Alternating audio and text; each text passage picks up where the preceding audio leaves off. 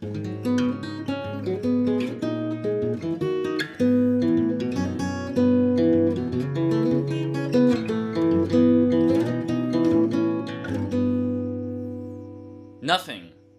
Tired of tomorrow. That's right, it's not wild nothing, it's not cloud nothings, it's not bored nothing, it's nothing. Just nothing. The Philadelphia Shoegaze band is back with a second album, and I wasn't too familiar with Nothing until I listened to a split EP they did with Word because I was into them at the time. For the release of this album, Nothing was signed with Collect Records. However, the band decided to terminate the contract when they found out that Martin Shkreli was backing the label. If you're not familiar with the name, he's known for hiking up prices on AIDS, HIV pills, and he also bought the Wu-Tang album for $2 million. Just look him up.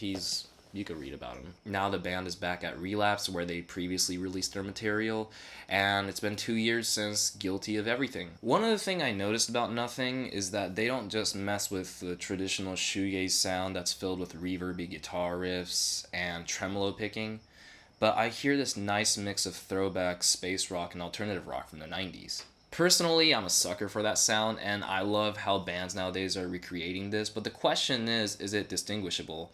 And would people know it's Nothing?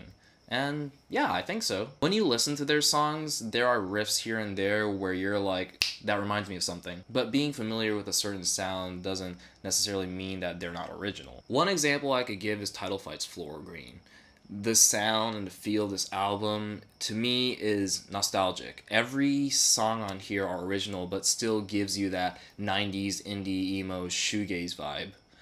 The performance is very powerful, and there are quite different variations of songs on here, which makes it a fun album to listen to. Will Yip, who produced Floral Green, also produced this album as well. Just like Floral Green, this album holds variation songs, including distorted heavy tracks to something that's bright and spacey. They are known for their heavy guitar tracks, but this time you hear them incorporating strings and even piano. That's right, there's actually a piano ballad on a Nothing record. I went right into this thing really expecting nothing, and this album turned out to be an enjoyable listen. I could go right into the highlights, but first let me tell you this. Going through the entire project was a little bit difficult because I keep pointing out influences that the band got from each of these songs. Because some of them I felt like it was way too familiar. Like for example, Eaten by Worms, the song really borrows the sound and riff from Nirvana's Heart-Shaped Box. For me to say that this sounds exactly like that song is not a very fair statement, but that riff is really close though. However, I like how during the chorus it gets really quiet with the piano to create suspense. It's unattainable. Another track where I felt that way was Curse of the Sun. That song sounded like an underwhelming cut from a Hum album. Even when the track went into the clean guitar transition, that was still Hum. And I don't have a problem with Hum. I think they're a great band. It's just so similar. These songs aren't terrible, it just bugs me at times. I understand that doing an album full of throwback sound is not necessarily the path that everybody should take, but the influences you hear on this thing may surprise you. The collection of songs that I'm about to tell you right now are the ones I personally enjoy and still come back to. Vertigo Flower is definitely one of my favorite off of this album.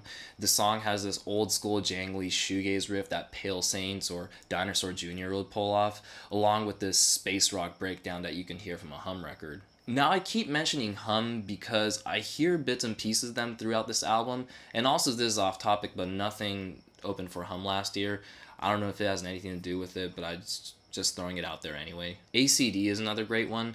The riff and the progression is dark, and I feel like this is where Nothing really showcases their ability of creating great vocal melody. And as the song goes into the third chorus, all the guitar comes together to wrap up the whole thing. And the flow and the timing of when the distortion pops in and out just makes this track even more dynamic. And yeah, it's a banger. It's definitely like one of my favorite on there. The Dead Are Dumb has probably the most shoegazy vibe on this album, with this wide and textured guitar melody that are played throughout the track like synthesizer or string section of an orchestra. Kind of like what Slow Dive does. And Fever Queen also has a similar vibe too, except it starts out powerfully with this repeated power chords and crash coming in together.